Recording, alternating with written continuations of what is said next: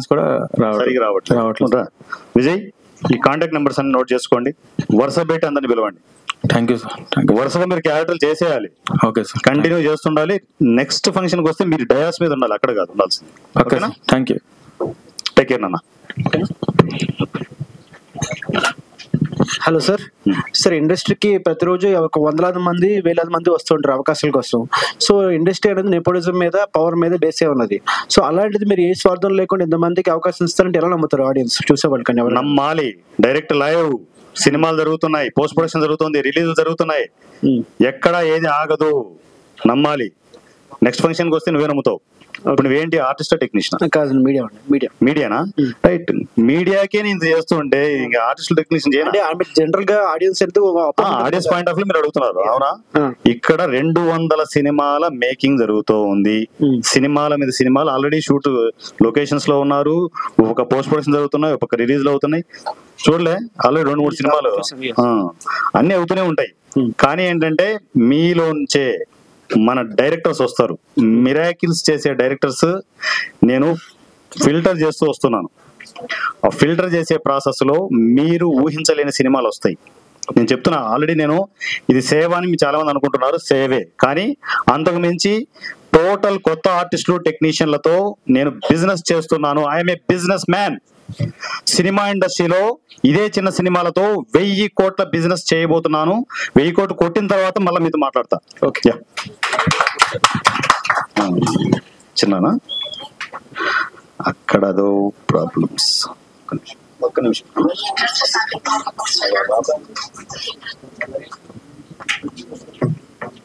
చిన్న చిన్న చెప్తా. ఏనన్నా నేనా ఇక్కడ మా ఫ్రెండ్స్ తో ఆడుకుంటున్నాను, వచ్చేస్తా లేదన్నా. నువ్వు వస్తావా? ఏం చేస్తావు ఇక్కడికి వచ్చి? నేను వచ్చేస్తాను, త్వరగా వచ్చేస్తాను. మీరు ఆడుకుంటుండండి, నేను వచ్చేస్తాను. ఓకేనా?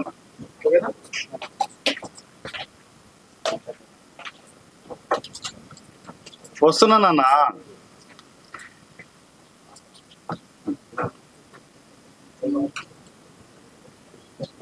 ఓకే ఓకే ఓకే రైట్ నాన్న, ఫంక్షన్ లో ఉన్నాను. ఓకే, చిన్నుగాడు సారీ ఫ్రెండ్స్, ఒక్కడే కొడుకు, వాడు నాతోనే ఆడుకుంటుంటాడు. మీకు విషయం తెలుసా? ఇంత నెట్వర్క్ అంతా నేను వాడితో ఆడుకుంటూ చేస్తుంటాను. మీతో తెలుసా విషయం? ఇంటి దగ్గర అది సార్ ఈసీకి నేను యాక్టర్ గా వచ్చాను, ఒక్క ఛాన్స్ కూడా దొరకలేదు. ఈసీకి వచ్చారా? అంటే ఇక్కడ ఇండస్ట్రీకి వచ్చారు. ఈసీకి వచ్చి నాకు అవకాశం లేదనొద్దు, అంటే ఛాన్స్ కూడా దొరుకుతుంది సార్. ఒక తిరిగి ఏడవైనా అయిపోయింది, వచ్చేసావు, కనెక్ట్ అయిపోయావు, నువ్వు ఆల్రెడీ కనెక్టెడ్. ఒక ఛాన్స్ నంబర్ ఇచ్చేసేయి, రేపు నుంచి బ్యాగ్ పట్టుకుని షూటింగ్ వచ్చేసాయి. కానీ ఈసీ రూల్స్ ఫాలో అవ్వండి. ఈసీ రూల్స్ లేకుండా నాకు బిర్యానీ పెట్టలేదే, అవి పెట్టలేదే అని తిండి మీద ఆలోచించద్దు. ఈసీ రూల్స్ చెప్పాలా? ఈసీ రూల్స్ ఏంటంటే ఇండస్ట్రీకి అగనిస్ట్ ఉంటాయి, రివర్స్ లో ఉంటాయి. ఫస్ట్ ఒక అవకాశం మీకు, ఫోన్ కొంచెం సైలెంట్ పెట్టానా. ఈసీ రూల్స్ ఏంటంటే మేజర్ రూల్స్, ఒక ఆర్టిస్ట్ కానీ ఒక టెక్నీషియన్ కానీ ఈ సినిమాకు వస్తే అవకాశం అనేది మీకు ఎక్స్పీరియన్స్ ఉన్నా లేకపోయినా వచ్చేస్తుంది. మీకు ఎక్స్పీరియన్స్ లేదనుకో, ఎక్స్పీరియన్స్ అవ్వండి. ఎక్స్పీరియన్స్ ఉంటే ప్రాజెక్టులు చేయండి, రెండు ఇక్కడే ఉంటాయి. దాని తర్వాత ప్రొడక్షన్ అనేది ఉండదు. షూటింగ్ లో ప్రొడక్షన్ అనేది అస్సలు ఉండదు. మీ ఫుడ్ కావచ్చు, మీ ట్రావెల్ కావచ్చు, మీ కాస్ట్యూమ్స్ కావచ్చు, మీ మేకప్ కావచ్చు, ఎవరికి వాళ్ళే చూసుకోవాల్సి ఉంటుంది. ఇంక్లూడింగ్ మీ లంచ్ బాక్స్ తో సహా. లంచ్ బాక్స్ ఎవరికి వాళ్ళు తెచ్చుకోవాల్సిందే. అంటే మనము పల్లెటూరులో వనభోజనాలు అనే కాన్సెప్ట్ విని ఉంటాం.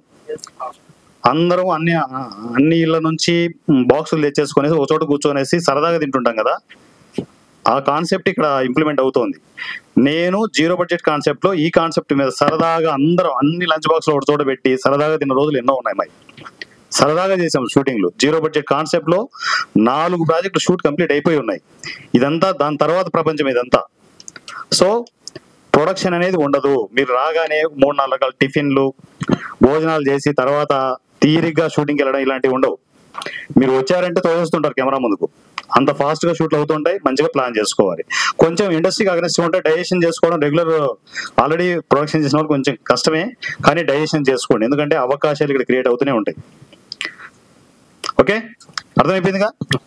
Right, next turn. సో ఈ ప్రోగ్రామ్ కంటిన్యూ చేసేటప్పటికి స్పార్క్ మూవీ టీమ్ అయితే వాళ్ళ ట్రైన్ టైం అవుతుంది. సో ప్రతి మూవీకి వారణా సూర్య గారు అయితే 10,000 రూపీస్ అనేది ఆ టీమ్ కి సపోర్ట్ చేస్తూ ఉంటారు.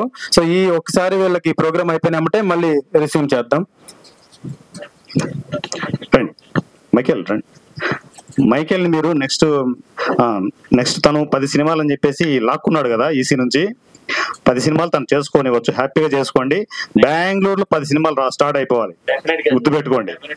దాంట్లో నా రిక్వెస్ట్ ఏంటంటే మైకేల్ మంచి క్యారెక్టర్ ఖతర్నాక్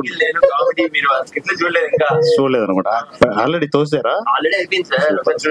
సూపర్. సో ఈ టీం బెంగళూరు టీం అంటే ఈసీ బెంగళూరులో కూడా స్టార్ట్ అయిపోతుంది. మీరు చూస్తుండగానే ఎక్కడ చూసినా కూడా ఈసీనే ఉంటుంది. ఓకేనా? సినిమాల మీద ఎక్కడ ఆర్టిస్టులు టెక్నీషియన్లు అక్కడికి తోలేస్తూనే ఉంటాం. బెంగళూరులో ఎక్కడ ఆర్టిస్టులు ఉంటారు, ఆర్టిస్టులు టెక్నీషియన్లు ఎక్కడెక్కడ ఉంటారు, వాళ్ళందరినీ ఈ టీం దగ్గర తోలేస్తాం. అవకాశం లేదనదుగా, ప్రతి చోట అవకాశాలే. ఓకేనా? దీంట్లో 8,000 ఉంటుంది. మన ఆ పాప చిన్న పాప 1,000 లాక్కుంది. లేదు 10,000 కంటిన్యూ, అది మీకు ఆన్లైన్ 2,000 పడుతుంది. మైకేల్, మీరు ట్రైన్ కి వెళ్లే ముందే నాకు మెసేజ్ రావాలి, మీ ఫోన్ పే నంబర్. ఓకేనా? నేను ఇంటికి వెళ్లే ముందు మీ అమౌంట్ అకౌంట్ లో ఉంటుంది. ఓకే, లెక్కే 10,000 రూపీస్ స్పార్క్ టీమ్ కి మనం యథావిధిగా మన సాంప్రదాయం ప్రకారం ఒక సినిమాకి రిలీజ్ అయ్యే ముందు 10,000 రూపాయలు ప్రతి సినిమాకి మనం స్పాన్సర్ చేయడం జరుగుతుంది. ఆ 10,000 రూపాయలు స్పార్క్ టీమ్ కి అందజేస్తున్నాం. ఈ మనీతో ఇంకొక సినిమా తీసుకొని వచ్చేస్తాం. గ్రేట్. ఫోటోస్ ఏమైనా తీసుకోండి,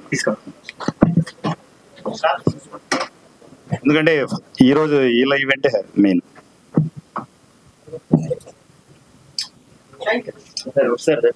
సార్ అందరూ వారణా సూర్య అని చెప్పి అంటున్నారు, కానీ నాకు ఇక్కడ వచ్చిన అర్థమైంది ఏంటంటే సార్ వచ్చి ఇండస్ట్రీ సూర్య.